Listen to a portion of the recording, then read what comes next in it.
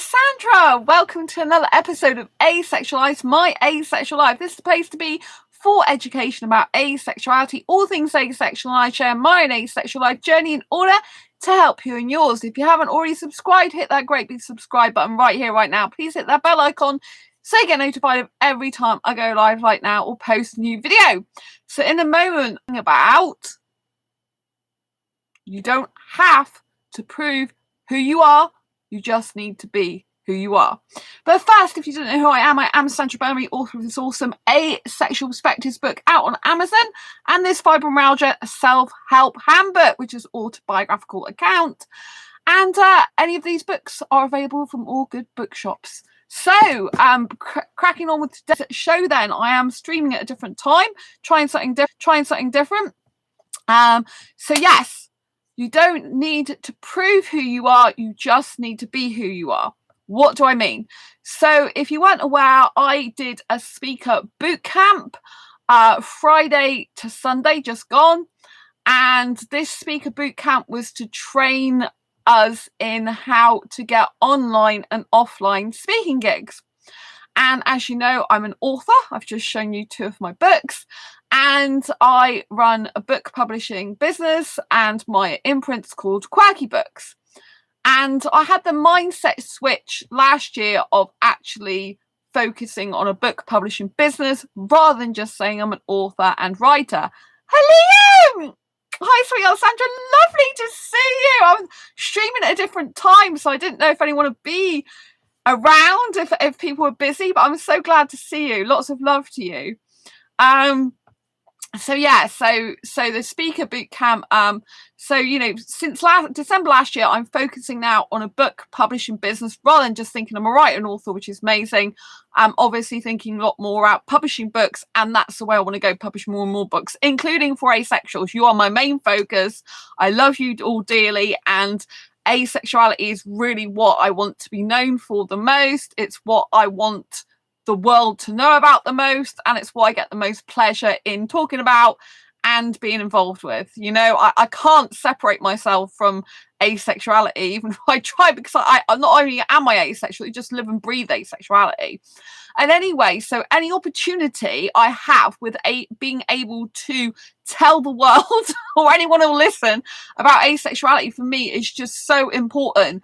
And I am determined to push through more of my fears and get out of my comfort zone more to reach even more people, because I feel sometimes that maybe I've been a little bit shy. I know it doesn't sound like it, but shy with reaching more people outside the asexual community. I think I do a lot, but I think there's still a lot more I could be doing.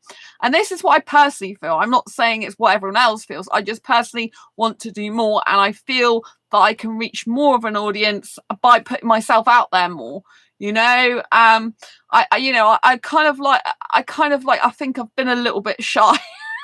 That sounds weird, but in other words, like, I want to promote my books more. I don't think I promote them enough, as in get on enough other podcasts and stuff. I have got a podcast lined up on the 28th of this month, which I will be mentioning my Asexual Perspectives book in. So, but when the Asexual Guide to Sex book comes out, I've got to be on a lot more shows, obviously, to promote that book. So I also love speaking, and I wanted more.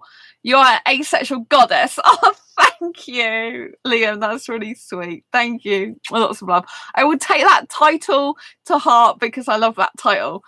I like being a Disney princess. So asexual goddess is amazing. So on Friday last week, I was at the speaker boot camp, but I didn't get to stay there all day because I broke off to go to the LGBTQ plus play that was at the theatre with an asexual friend, and then I basically caught about the last hour of it when I got back. So I wasn't that interactive with the boot camp as much then. I only got to see like 2 hours of it before, but at the theatre I did get to speak in front of a live theatre audience in their Q&A by asking the writer what more is going to be done to help asexuals, because a lot of the time asexuals feel left out of the LGBT community, and I was glad they included the name in it, but what more can be done? And her advice was, this was me talking in front of everyone in the studio, that was the theatre studio audience, I should say. And then that bit was recorded, apparently. So I don't know what it's being recorded for, but apparently they don't record faces because of privacy, but they record people's voices, so my voice should be heard.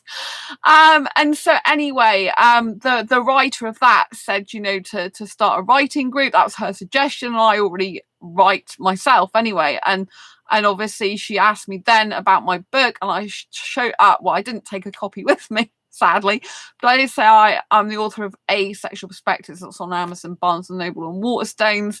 And I said about this channel and my website. So I did get to promote Asexuality, and I did get to talk about it, bring it up, and I gave her my business card in case she wants any help with future plays. I'm writing stuff about asexual. So obviously that was really important for me. I got to practice my speaking, because I think any opportunity to speak in front of public like that in a different setting than other than YouTube, you know, being in physical, you know, physically around people in person, offline, I think is helps to grow your speaking voice, and also helps to grow you as a speaker, you know, because I want to be speaking more. I do love speaking, but my heart did start beating quite fast before I asked the question, because I still have some nerves. I am thanks for the thumbs up. I still have some nerves, and also, you know, I still have an anxiety condition. I don't tend to have a social anxiety, but obviously speaking in front of these people in the theatre who I don't know, it was quite nerve-wracking for me, but I just calm myself down. I'm like, Sandra, you're born to speak, you're fine, you're used to speaking on YouTube, calm down. And so then it's fine. So then we had the 2 days boot camp, and on the second and the third day I got to ask the host some questions on both days in front of all the people that were on the training. And this was an online boot camp, but it was on pretty much all day, like from the afternoon till late at night. And it was really, really good. And so on the Saturday, apparently they had 192 attendance. Now, don't forget, these people aren't asexual. The boot camp is a speaking boot camp for like entrepreneurs, business owners, authors, coaches, trainers, all that lot. And so it's not geared towards asexuals at all. So don't forget, if I talk about asexuality in front of those people, that's reaching a lot of people that might never heard of asexuality before. So what happened on the Saturday is he was talking about how to deliver a TED talk. Now, if you follow me for some time, you would know, Liam, you're naturally born a speaker, Sandra. Thank you.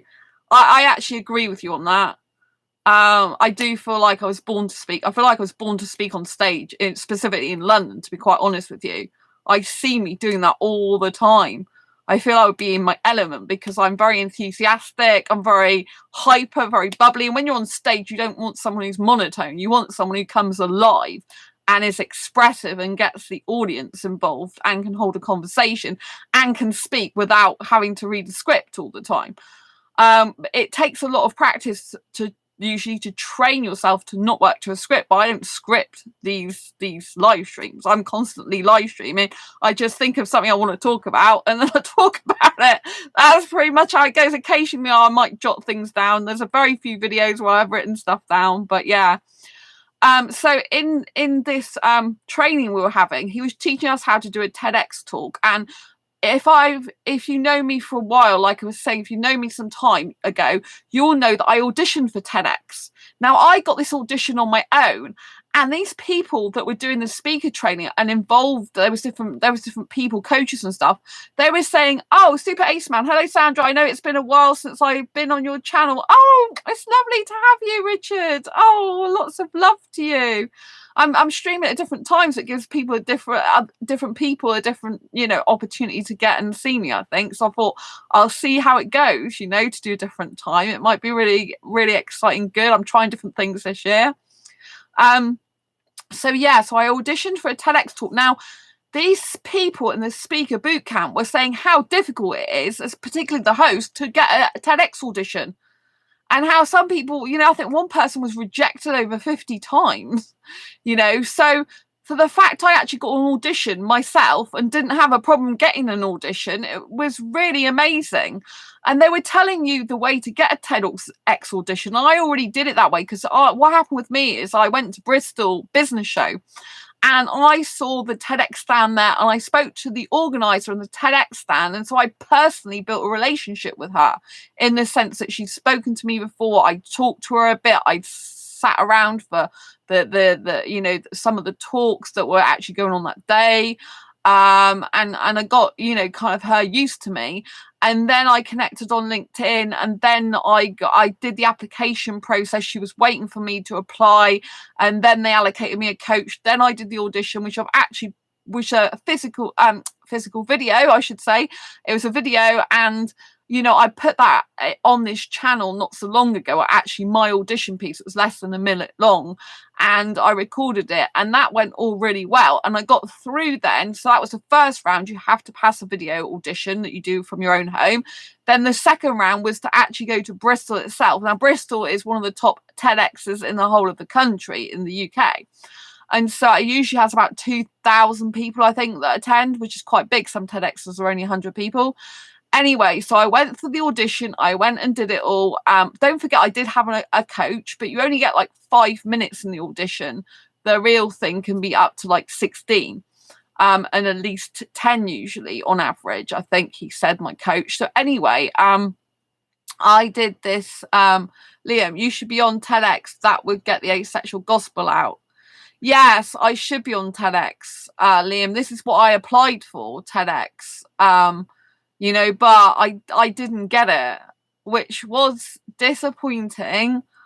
But it wasn't in the sense of what happened next. And I don't know if you've heard this part of the story because I've mentioned it on my channel before, but it was truly, truly a very spiritual thing that I found, and a very, you know, because I don't believe in coincidences. I believe everything happens for a reason. And there is something that happened afterwards that was, to all intents and purposes, you would think is very coincidental, but you know, there's no way that this should have happened. And so I was coming out of the audition and I was going on the bus to go back to Bristol City Centre, because you had the actual auditions aren't in Bristol City Centre. They were a way out. I think it was at like a football stadium or something. And so anyway, we had to go back on the bus. And when I went to go back on the bus, there was this guy and he asked me what my talk was on, and I told him asexuality, and I explained that asexuality is a sexual orientation that's a lack of sexual attraction. I'm personally asexual and personally sexual repulsed for me. And he said, oh, I knew a guy like that. And so I just said, oh, great, give him my business card. And then he said that he couldn't do that because the guy was dead. And he died because he killed himself because everyone made fun of him and thought he was gay and he couldn't take it anymore. And so I said, had he been alive and known about asexuality before what happened, you know, would he have not done that? Would he still be alive today? And he said, yes, he probably would. And so that, you know, even now it kind of gives me goosebumps. I mean, what are the odds of this guy being there, asking me this question, telling me about his friend in the past that had killed himself, basically, because he didn't know asexuality existed, and that's what he was. And so that's why I do what I do, you know, that moment, although I didn't get the audition, which would have been great, thank you for the thumbs up, the most important thing was what that guy said to me, because that is my reason for helping asexuals, right? I'm not actually first and foremost motivated by money. I'm not first and foremost motivated by fame, because I'm motivated by wanting to truly help people to change their life and see that they're not broken, that it's okay to be them, that they don't need to be something they're not, that they can be their true authentic self and they can still have love as they are. And so that for me was the most important thing of that audition. It wasn't actually doing the audition. It was that guy telling me that had his friend known about asexuality, he could be alive now.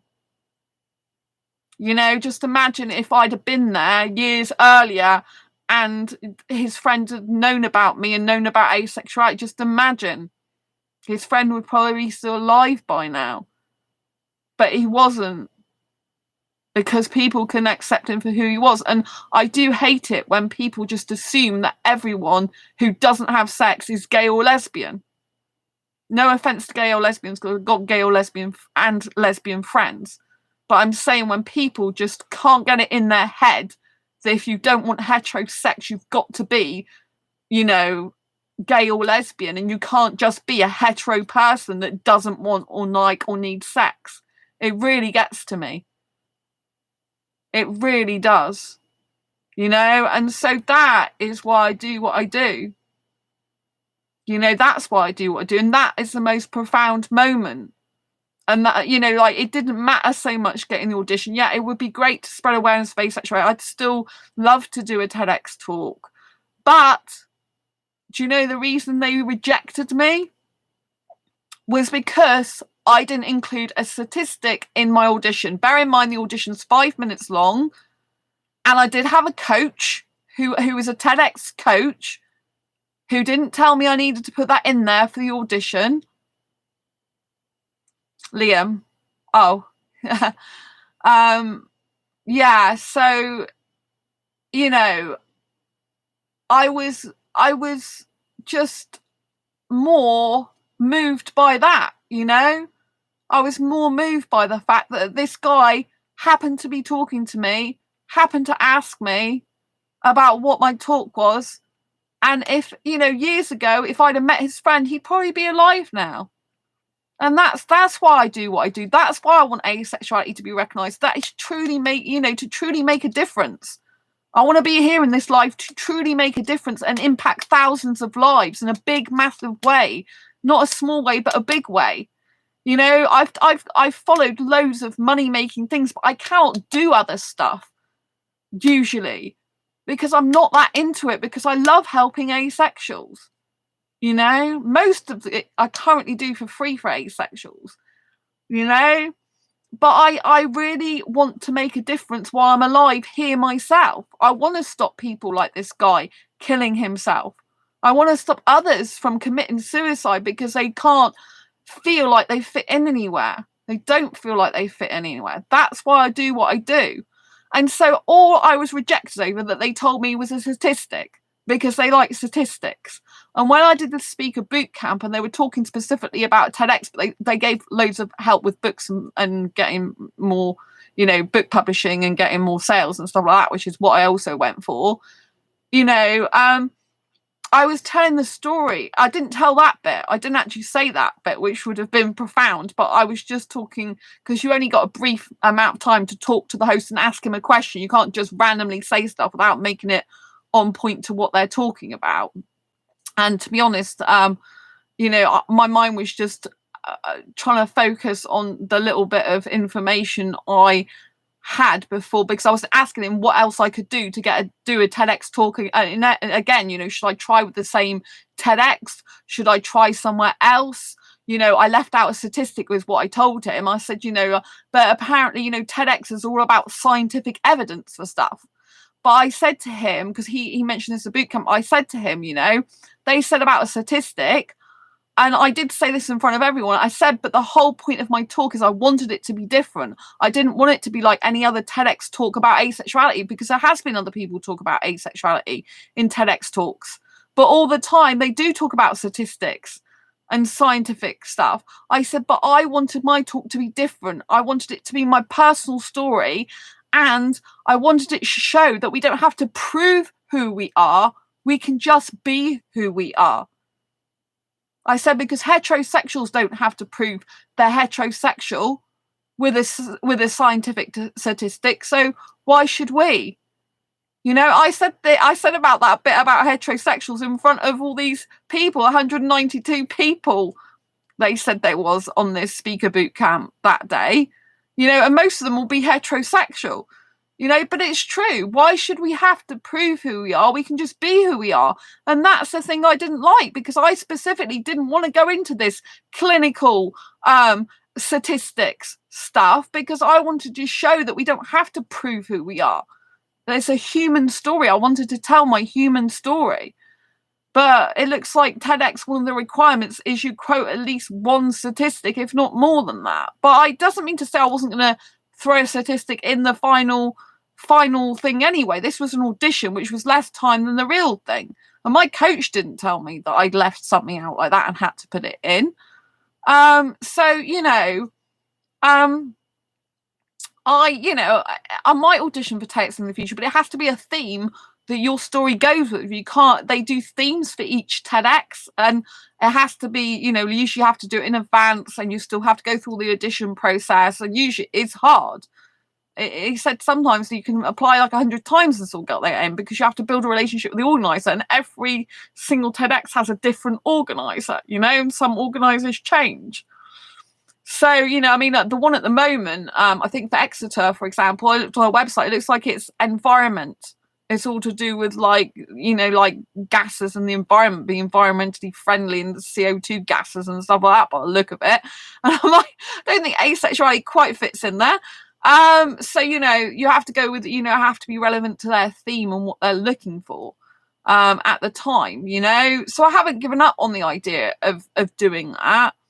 A lot of them as well in the UK, they tend to be the earlier part of the year, like round about like January, February, March, April time as well, I've noticed, which, usually they're auditioning like the previous year for it. So I was really glad though that I got to say about asexuality, and that, like, why should we have to prove who we are? We can just be who we are, because I'm sick and tired of the fact that, you don't get people going, oh, we've got to scientifically prove that someone's heterosexual. You know what I mean?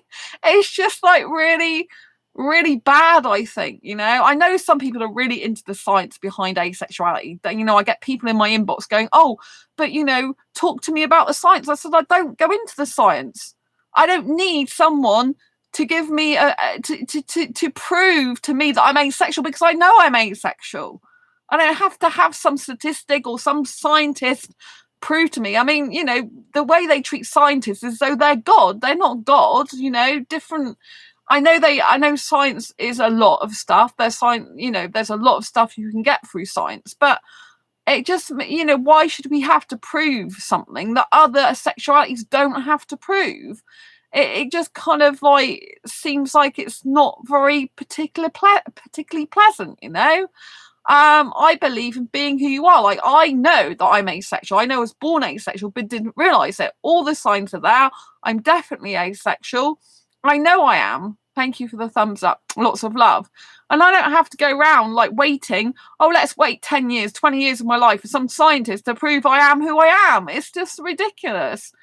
It's, we need people who will just accept that asexuality is very, very, very real. That's why I can't wait to get my Asexual Guide to Sex book finished and out to the world, because I know that proves it just through the words and the feelings and emotions in the book. We have to get the world to asexuality as a valid orientation. It's because asexuals aren't recognised, commit suicide because we are invisible. I know, Liam, I know. It's so true. And that is like my mission really, is to get it recognised amongst heterosexuals more than anything, because I in the LGBT community, some of them know about asexuality. It's more well known. But in terms of heterosexuals, a lot of them are still vastly completely unaware, and there's bound to be some asexuals that are mixed amongst the heterosexuals that don't even realize asexuality is a thing or exists, and it is horrible when you hear of people committing suicide. I mean, my asexual perspectives, but this one, I've had people in my inbox thanking me for this book because they said before they felt broken, that they're not okay.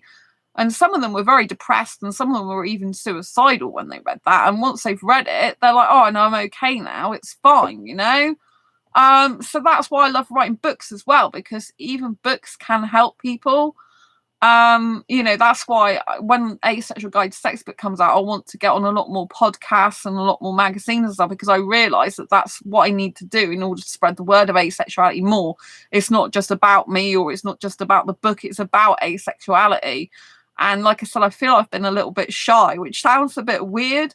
It's because I like to promote myself, but I'm really like for asexuals. I guess I get a little bit tentative thinking, oh well, I don't want people to just think I'm promoting myself, but because I represent asexuality and I'm like an ambassador for asexuality, it's kind of, if you don't promote yourself more, Sandra, you're not going to reach as many people as you need to do about asexuality, because you kind of embody asexuality. You are asexual. You go on about it all the time. You live and breathe it. So when you thank you for the thumbs up. When you're promoting yourself, you're actually promoting asexuality, and your intention is different. You know, you're not doing it with bad intentions. You're doing it with the intention of like raising more awareness and getting your voice out. I mean, when I was 15 years old in birth certificate age, I had no fear about stuff like that. I had no fear contacting the media, no fear in phoning, like, you know, radio stations, newspapers, magazines, just like being there. You know, I didn't care. I had no fears whatsoever, no inhibitions really. I just used to go for it. A lot of the LGBTQIA exclude us. Yes, Liam, I totally agree with you.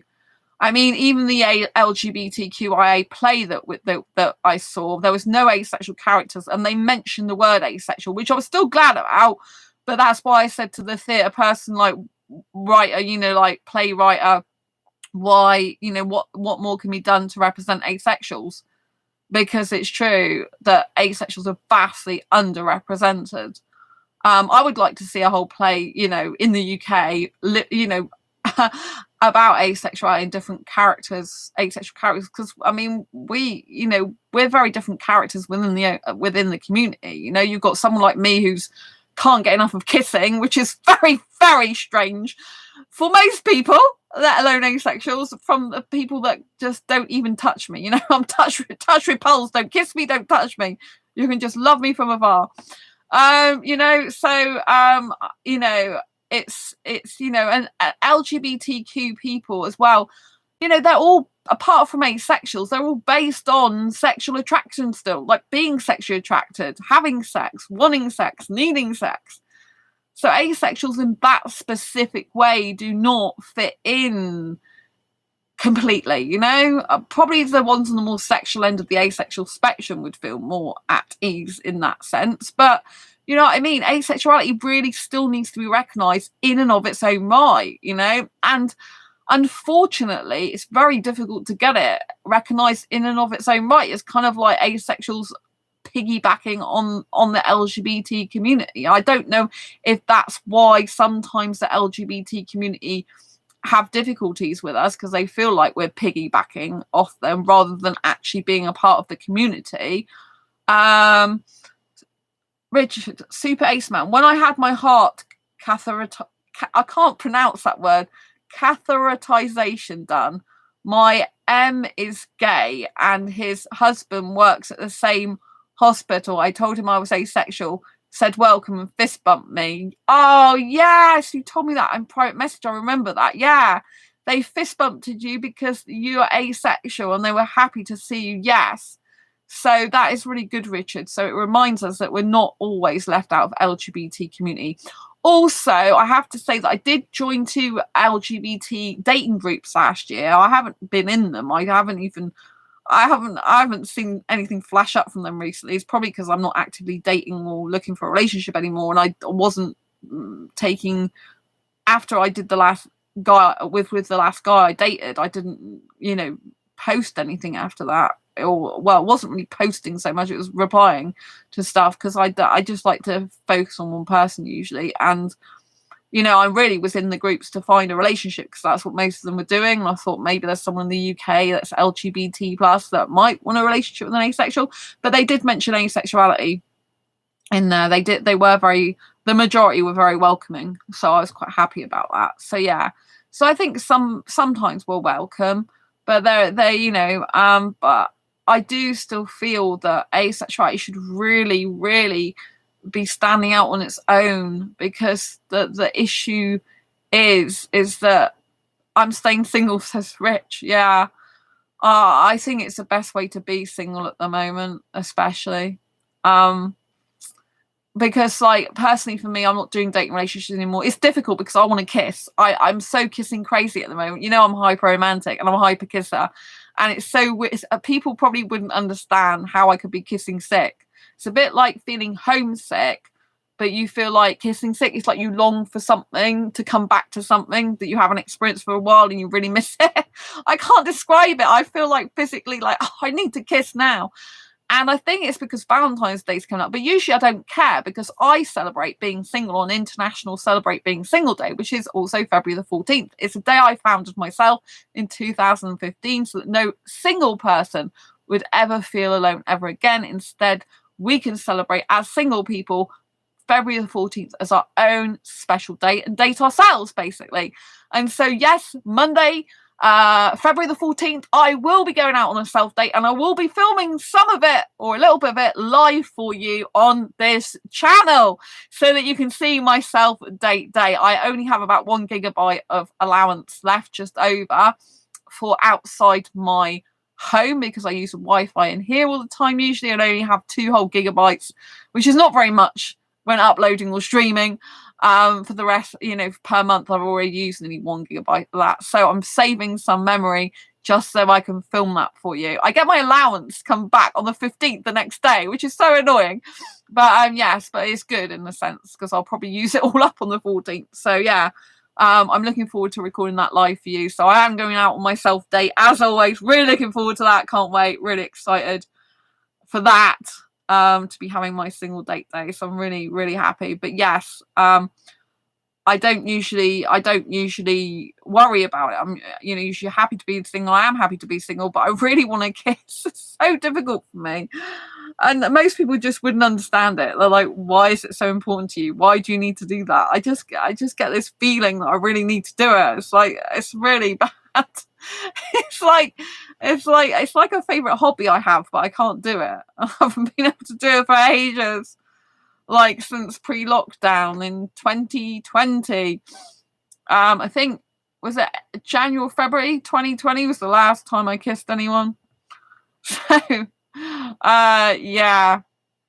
So, but that's the only thing I miss. I think, oh god, I wish I could just go clubbing just for the one time near Valentine's Day, just have a nice kiss from a beautiful foreign guy. That would be great. But obviously with COVID, I can't do that because I can't be vaccinated because I've got too many allergies, and I love dancing as well. I don't just want to do that. I love dancing. I want to go out dancing to my favorite club, but I just can't because it's too risky with spreading. And last time I went clubbing, I was poorly for 6 weeks with a chest infection, so I just can't have it. But I really want to kiss, and I really want to go clubbing. It's like, oh man, when am I going to be able to do that again? I don't know. But yes.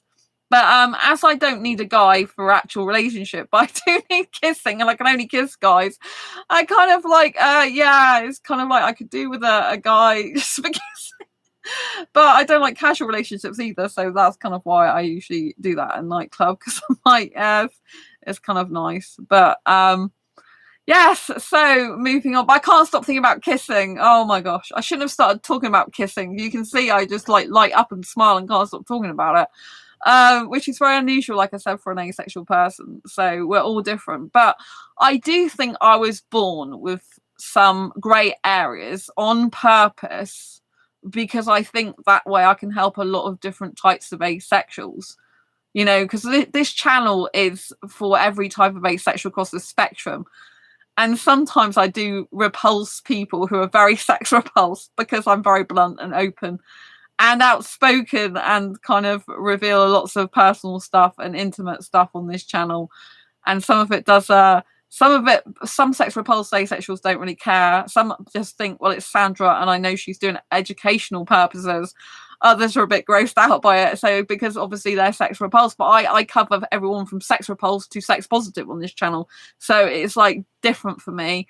Some channels are very specifically like anti-sex or sex repulsed, don't talk about sex whatsoever, or only in a hate context, and don't give any personal stuff out or any details about it. But I just like to be me. I don't like to copy other people's channels, and I do like to include everyone on the asexual spectrum because they're all valid. And I've been in a situation where I've had sex in the past, then I'm sex repulsed, and I haven't had sex for 10 years. So I can kind of see things from all different points of view. and I can really help all different types of asexuals. And I think that's why I've got so many different qualities to me that makes me able to understand multiple different types of asexuals, from the ones that are sex repulsed to the ones that find sex a fun thing to do, I guess. But it helps me when writing the Asexual Guide to Sex, because I really have to be as objective as I possibly can be, whilst also being honest about what's happened to me, the good, the bad, and the fugly about sex, you know. So I have to kind of be as objective as possible. Obviously, it's still going to be my words, it's still going to be my thoughts and my feelings, but I'm trying to, with my experience, help others. You know, the Asexual Guide to Sex is like a complete guide to sex and relationships. When you're first starting to have sex, basically, it's just quite mind-blowing. Like, some people have said about splitting it into more than one book, and originally it was going to be 2 books a long time ago, but I just think it's better as a comprehensive guide, because I think it's very bad when you're put in a sexual situation but you don't actually have any context of that. You know, I kind of feel, for a safety aspect, that you need to be able to understand what's going on emotionally and mentally with you in the relationship, and you need to understand what to prepare for.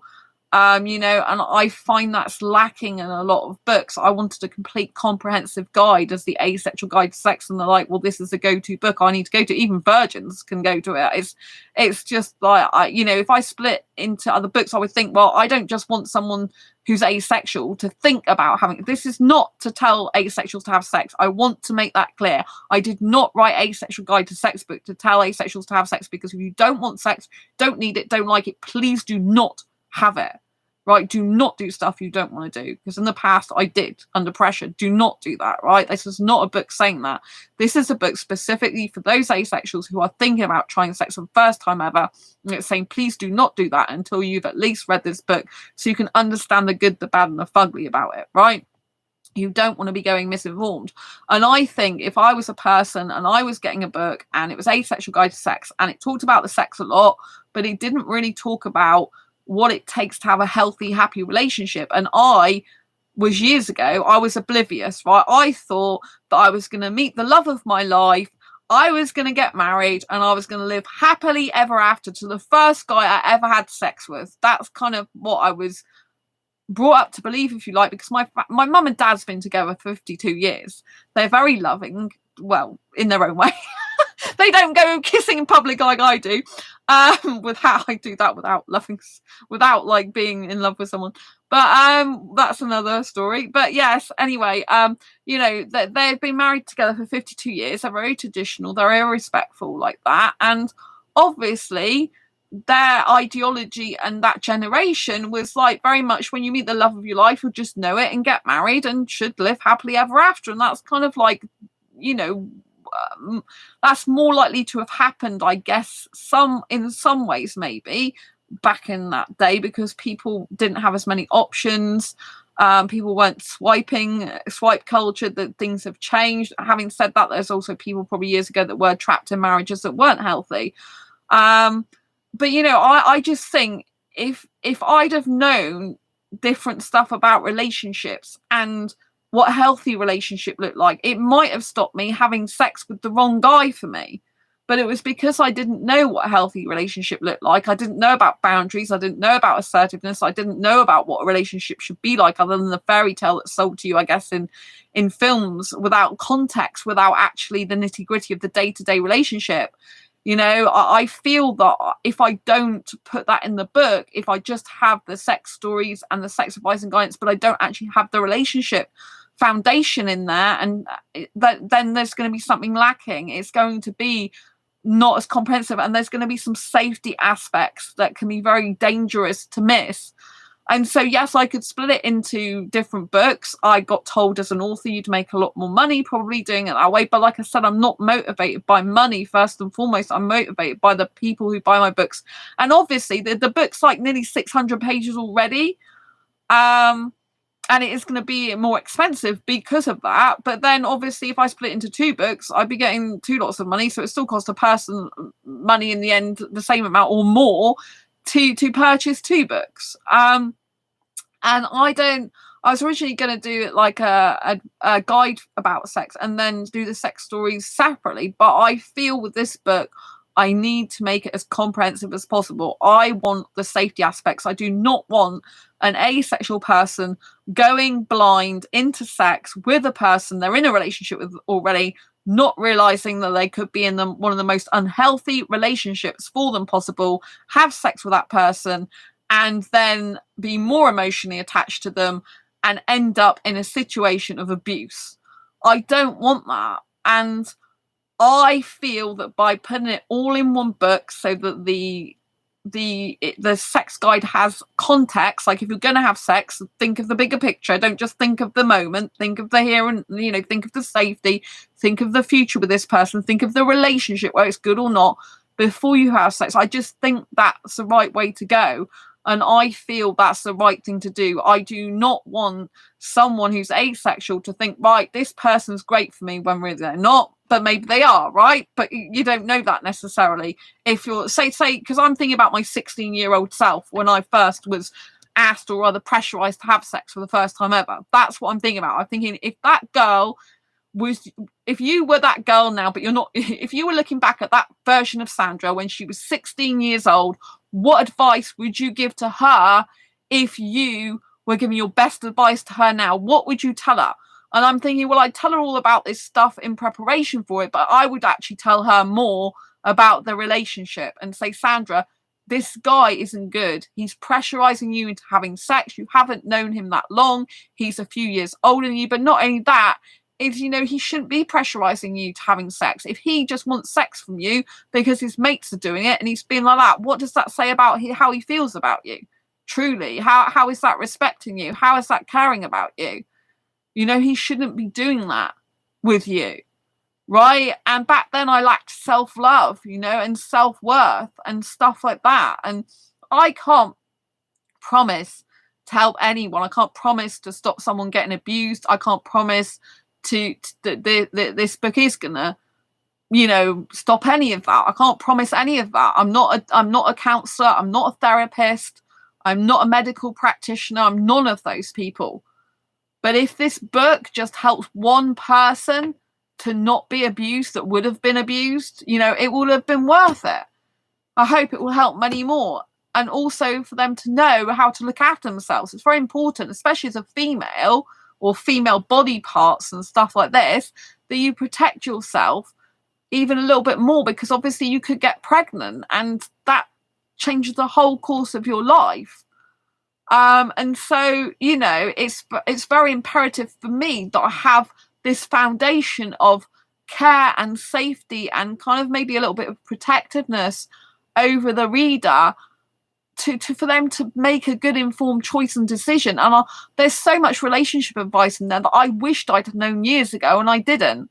And yes, I could separate into sex stories, relationship advice, sex advice. I could possibly even do 3 books out of it. But I don't feel it's good to do that. I don't feel it's good to just plonk people in a situation where you're having sex now, and which might be the readers. So, the readers might just be like, oh, well, I'm about to have sex. Let's just read this now and let's see what I need to do.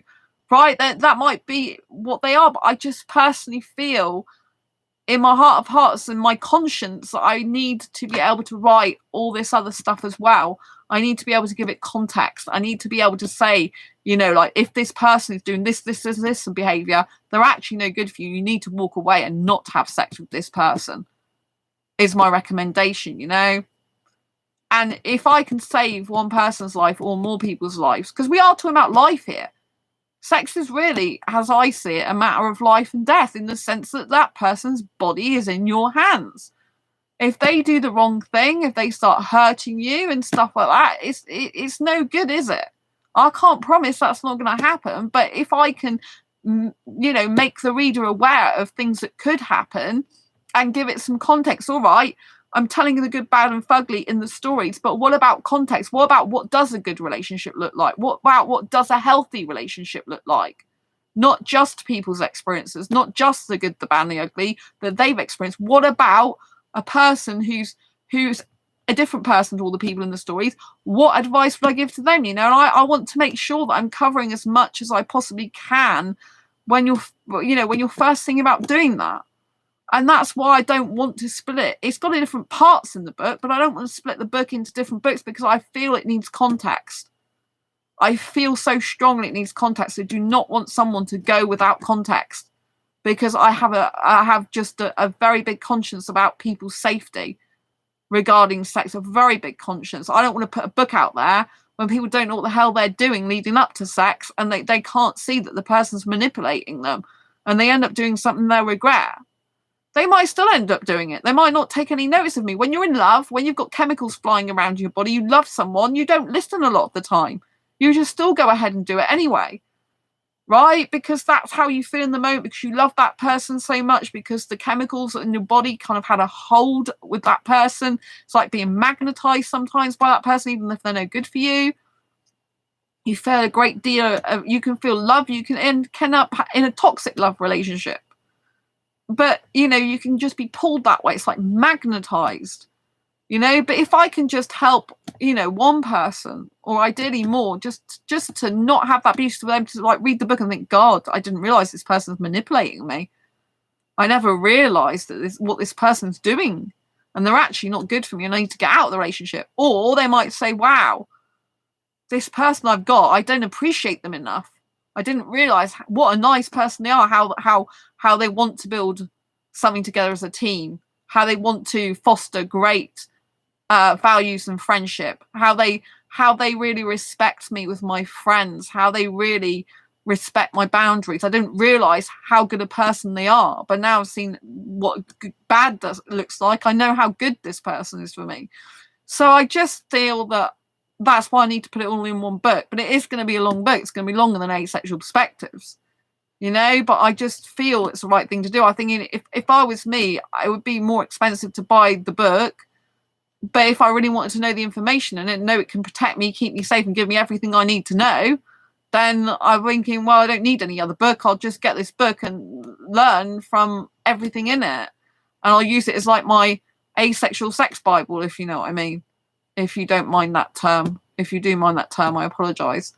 You know, but, you know, I think it's Liam. That's why I don't want to fall in love. Love can be dangerous. It can be life-threatening. Yeah, Liam. It's interesting. Yeah. I mean, love is very difficult, you know.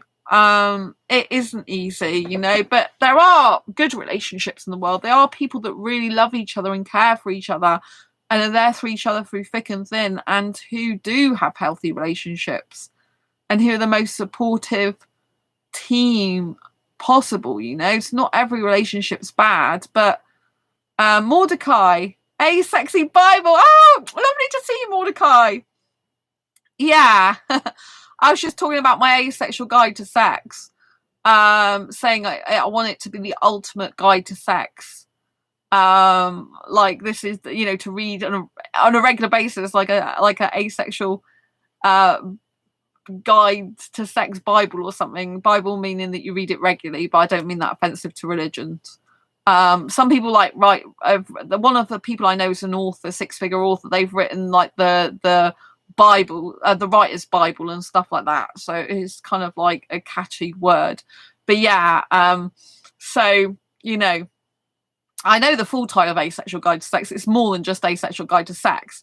Book of Sandra. Oh, bless you. Book of Sandra.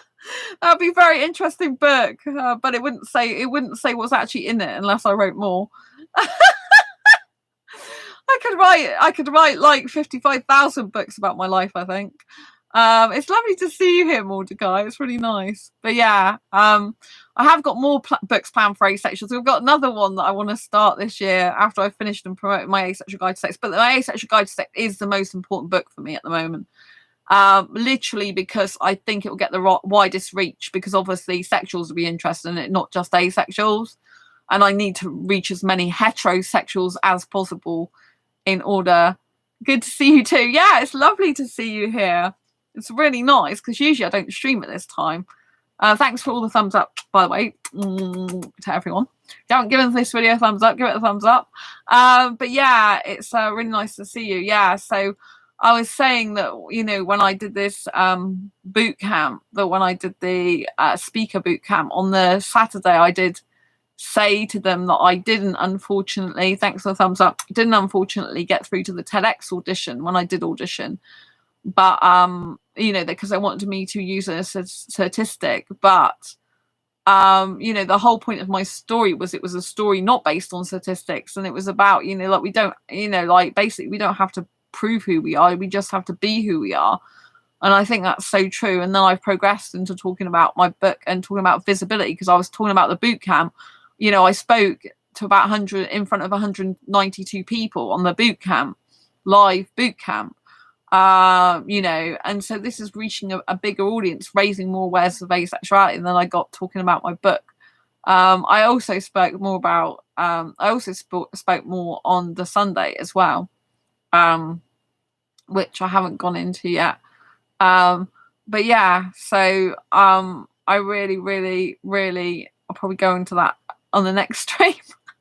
But yeah, I just think it's really important to raise awareness of asexuality. And for the Asexual Guide to Sex book, I just feel I want it to be the most comprehensive guide about sex for asexuals that's ever existed and ever will exist, you know. And I feel that I need to have context for having sex in the book, and so that's why the book's ended up taking me a lot longer than I expected to write. I end up writing stuff about stuff I didn't never even used to, you know, think I would be writing about. But also I want to definite version. Yeah, it's a definitive version. So basically, the Asexual Guide to Sex will be everything you've always wanted to know about sex, but was afraid to ask for asexuals. But that's not the title. The title is Asexual Guide to Sex. And then I've got a subtitle, and I've got part more than that of the title, but I just don't want to give it all away at the moment, because I just want to keep that wrapped up a little bit. But Asexual Guide to Sex is the main core title. But I'll be adding more to it, expressing everything that's in the book, basically. If Amazon will let me, because sometimes they can be a bit funny about the word sex. But everything that I'm going to write in the title is true. It's in the book, and it should be on the title. You know. But yeah, basically, definitive version is what Mordecai said. It's basically the be-all and end-all guide to sex that asexuals will want to have as a handbook, if you like, rather than Bible. It's a handbook. It's like a book that people should always refer to throughout their time of having a relationships and dating and potentially maybe having sex. But even if someone decides they don't want sex, they'll still find the book's extremely valuable. I mean, I've got my friend Sam, who Mordecai knows, Sam's sex repulsed, but they're still going to be buying my book because they're curious. They want to support me. They want to support asexuality. You know, they'll have to have some breaks because they're sex repulsed. And so some of it's quite detailed. So, you know, but they're going to buy it to support me. I don't know if Mordecai will be getting it, but Mordecai buys quite a lot of my books as well. Thank you, Mordecai. But, you know, it all helps to support. And it's like some asexuals will read it purely for the fact that they're curious to know what other people's stories are and other people's experiences, even if they don't want to do that themselves. It's kind of like a way of finding out information in a safety zone, really. You can be in the comfort of your own home doing nothing, exploring situations through other people, which is why people read books in the first place. Just obviously I write non-fiction books, not fiction, although I do like children's picture books, which for 3 to 5 year olds has got nothing to do with this. Completely different market, but I just thought I'd throw that in there. But usually I write non-fiction books, you know, and so my stories are real stories people have told about their real life, you know, not made up stuff at all. So, you know, but I just think that I like to have context. I like Mordecai said, the definitive guide to sex, if you like. But it's called Asexual Guide to Sex because it's based on asexuality and asexual perspectives and asexual experiences, you know. But I'm really pleased with the book. I mean, also another reason why I want to make it the most comprehensive guide is because I'm a lot more likely to get on a lot more different podcasts and in articles based on different multiple aspects of the book, the one book. because, you know, like everything's in there. So it will open up a lot of opportunities for me to talk about like healthy relationships, about boundaries, assertiveness, about different types of sex, about different types of kissing that I put in the book, about attachment styles, about love languages. There's so much in the book. I mean, honestly, it's like those are my experience for years and knowledge that I've learned.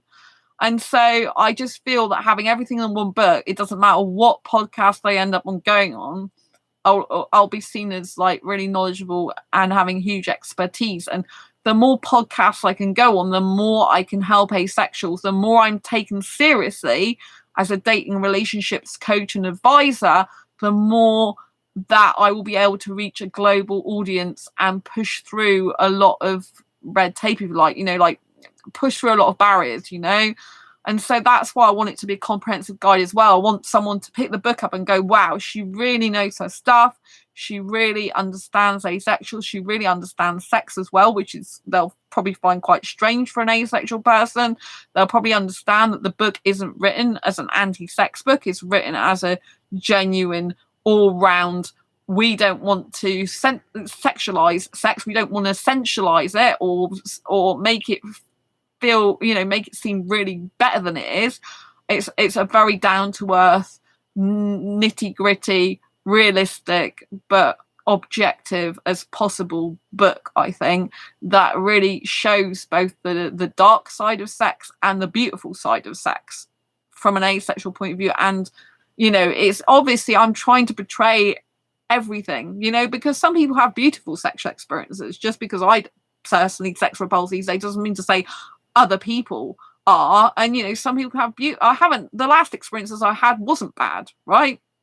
And some people have the most amazing, beautiful experiences while having sex. You know, just because I'm asexual doesn't mean to say I can't see that. But I come from a place where, you know, you should be in a loving, caring, committed relationship with someone who really respects you, cares about you, wants to make you happy, you know. Liam, you're a very genuine, honest sweetheart. Oh, thank you, Liam. I really appreciate that. You know, that's why I'm doing the book. I just want people to understand the whole picture. I don't personally think it's good to show things out of context. I think because years ago I had things out of context, I wasn't given background information, I wasn't knowledgeable. I just feel that I was probably in more danger than I could have been, emotionally, mentally, maybe even physically, although physically I was quite safe. So a person who had sex with me when I lost my virginity, they weren't horrible in doing it. They weren't nasty. They went slow, and so it wasn't a horrible experience from that point of view. It could have been really bad, but having said that, you know, I shouldn't have been pressurized into it, and I want to be able to help asexuals to recognize these types of things when you're being pressurized, so you realize that you don't do that, or you don't need to do that, and it's okay to say no, and it's okay to just walk away from someone who's no good for you, and to be able to recognize that. You know, I think it's so important. I think so much of the time we're not taught as people how to recognize the signs of bad relationships and good relationships before we even get to the talk about whether to have sex or not. You know, I think so many people leave out all that stuff, and that should always come first. You know, I think that's probably what a huge problem is in the world, is that there's a lot of people obviously that are very sex focused, and they don't actually focus on what it takes to have a healthy relationship. They just charge in head first, or anatomy first in the case of sexuals, and they don't really think about any consequences of a long-term committed relationship being healthy and building and fostering friendship and teamwork and respect. It's kind of like using someone's body, and I just don't think it's very good to do that. I mean, there are asexuals. I've come across a few that have tried casual sex, and if they want to do that, go for gold. Your body's your own, and you should always do what you're happy to do. And if you're comfortable having sex with someone you don't know, you know, that's up to you. There's you know, as long as you're happy, it's consensual on your part, you're comfortable doing that, then, you know, it shouldn't be anyone else's business, should it? you know. But in general, I think most people, if they're looking to have a sexual relationship, would want there to be an element of care and respect and nurturing. But, you know, you could have a casual one night stand, if you like, or one night of sex with someone who was still respectful of you. I'm not saying that everyone that has sex for just one night's never respectful.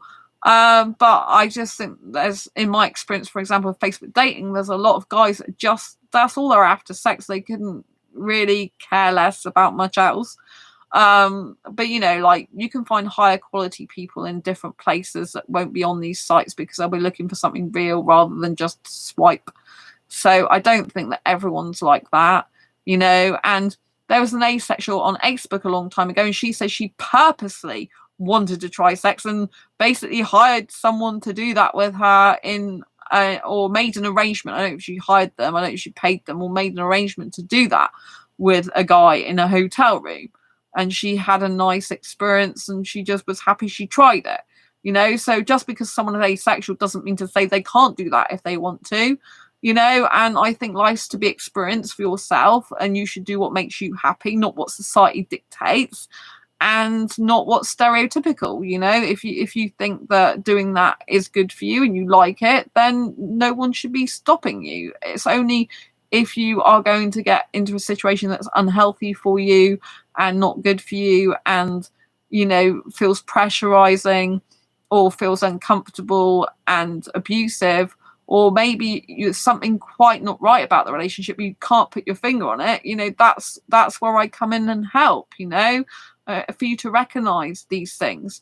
But you have to understand that there's a lot of people in the world that aren't going to be right for you to be in a relationship with anyhow, because there's a lot of incompatibilities.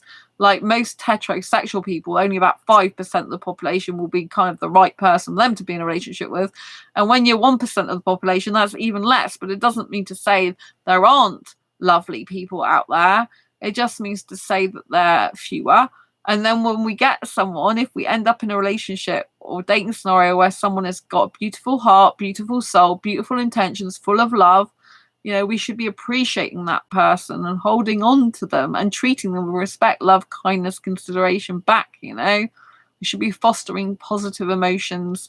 We should be fostering support and, you know, ongoing help to each other and ongoing emotional stability, and, you know, knowing that you're working as a team together. Like, a relationship is a team effort, and if you feel like you're just basically holding the relationship up on your own and it's not a team, then there's something that's really wrong in that relationship, and you need to be able to have a you know, open, honest conversation, then leave if it isn't right for you, you know. And going back to this video title, you know, if you are on the dating scene and looking for a relationship, you know, you shouldn't have to prove who you are to sexuals either. If you come across any sexuals, including heterosexuals, who don't accept you for who you are, you know, you don't have to prove who you are to them. If they don't believe you, they laugh at you, they joke, they don't take you seriously, that is their problem. It's not your problem. It's only your problem if you end up staying with someone who's laughing at your expense and not taking you seriously. You need to leave that person. You need to understand that they're the ones with the problem. They're being narrow-minded. They're coming from a bullying point of view if they're laughing at you. And you need to just leave them alone, because at the end of the day, they are no good for you, and you do not need that type of person in your life. You know, we need people in our lives, friends, companions, even acquaintances, or a relationship if you want one. We need these types of people to be good, to be supportive. They're not going to be perfect, but they're going to want the best for you, have your best interests at heart, you know, do things from a place of kindness and caring and good intention, right? So there's occasionally that I don't get things right? I might do something with good intentions, but because everyone's a different type of person, there might be something I do that's not actually good for that person, even though I've got good intentions, because I come from different life experience to them.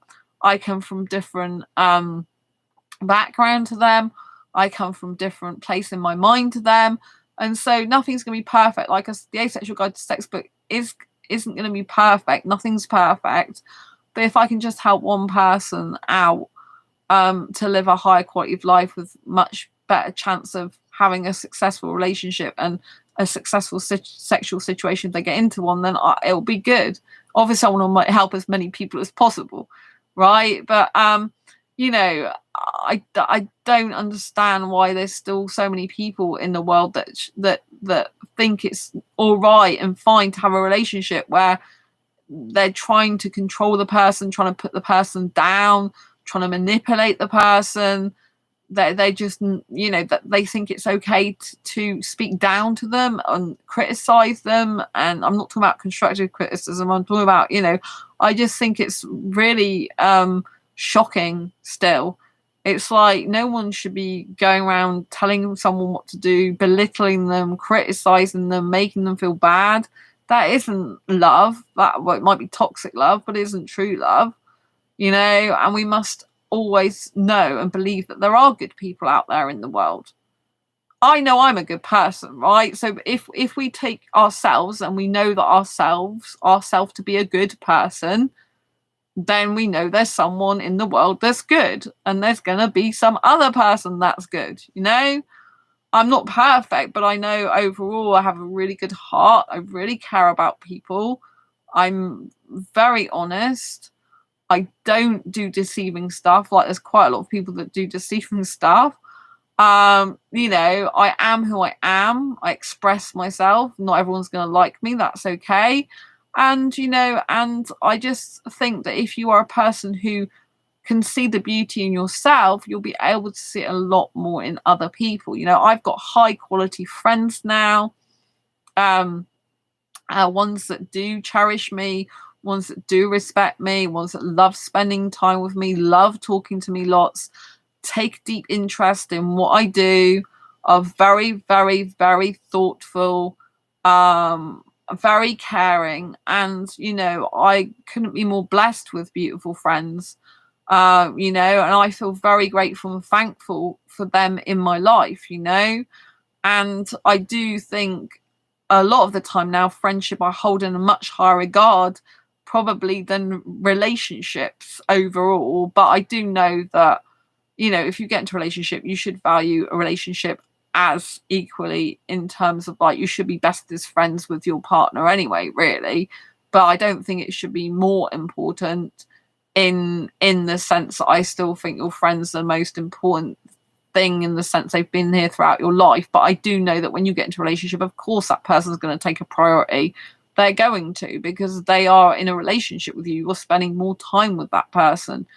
So, you know, like obviously, you know, like I'm fortunate in the fact that my best asexual friend, I'm friends with their partner as well. So, you know, everything's healthy like that, you know. And my best asexual friend was going to see me for my birthday, but now Mordecai, who's in this chat, is going to see me. I'm really glad about that because my best asexual friend couldn't see me in the end because they have a prior engagement they need to go to with their partner. And their partner, you know, this is a one-off like family event, and their partner needs them to be there, and I respect that and understand that, you know. And sometimes a person has to put their partner first, you know. It's the right thing to do. But I'm really happy now because Mordecai is going to be joining me on my birthday. We're going to be going to a theme park. I can't wait. So because I've got used to having people now for my birthday. Before I used to do a lot of stuff on my own. I kind of got used to being single, in the full sense of the word, and being on my own, I should say, a lot more. But now I'm used to hanging out with friends more. I kind of like miss just being on my own. Like, so it'll be really good when Mordecai joins me. I can't wait for that. Me and Mordecai, I get on so well, and they were there a couple of years ago now when we went to the theme park before. We had such a good time. Mordecai, you're welcome. Looking forward to it. I can't wait. I know you're going to book the hotel and transport up soon. I did try and phone Breen today. I haven't told you because I've had my phone switched off and been doing this, but there's no reply at the moment. They don't actually officially open until April, but they usually have someone manning the phones before then, but it might be a bit early February. I know by March they definitely will. But I've left a message on their answer machine anyway, just in case they get back to me. But usually they're open weekends anyway. They're usually open every Saturday and Sunday. It's the weekdays that sometimes they shut. So I wouldn't have thought there'd be a problem. But I know we're video chatting on Sunday anyway now, aren't we, in the club? So I know that we can talk more about that then. But yeah, I'm really looking forward to it. It's going to be ace. So yeah, really important. But yeah, but I am going to be celebrating International Celebrate Being Single Day on February the 14th. I'm really looking forward to that. So that's going to be good. But anyway, I'm gonna say goodbye and love you and leave you for now. Thank you, Mordecai, for being here. Well, it's so lovely to see you. I don't usually see you on my channel. And lots of love to Liam and to Super Ace Man. I love you all dearly. If you haven't already subscribed to this channel, don't forget to subscribe. Hit that great big bell icon so you get notified every time I go live like now or post a new video. If you also want to join Asexualise Academy Club, because Mordecai is part of that, it's a members only club, do go to asexualise.com, check that out, and hope to see you there. And that's where you get a lot more one-to-one. Well, you get a lot more. It's not one-to-one coaching as such. It's a small group where you get more personalised one-to-one help and support, and regular videos, usually every day if I can, or around mindset, self-love, you know, thinking more positively, being more productive in your life, living a happier life in general, and realizing all the beautiful qualities you have. You get a free journal as well, and meetups. Me and Mordecai meet up usually at least once a month in there. So regularly meetups. If you want all that, go to asexualise.com and sign up for that, and email me and we'll get you in the group. So yeah, it's really good. And I'll see you soon on the next video live stream. Like I said, subscribe, hit that bell icon, and don't forget to give this video a thumbs up. Thanks for all the thumbs up today. I really appreciate you. Thank you, Liam, Mordecai, and Super Ace Man. I'll see you soon on the next video live stream. Lots of love. Take care. Nice to see you. Bye. Bye.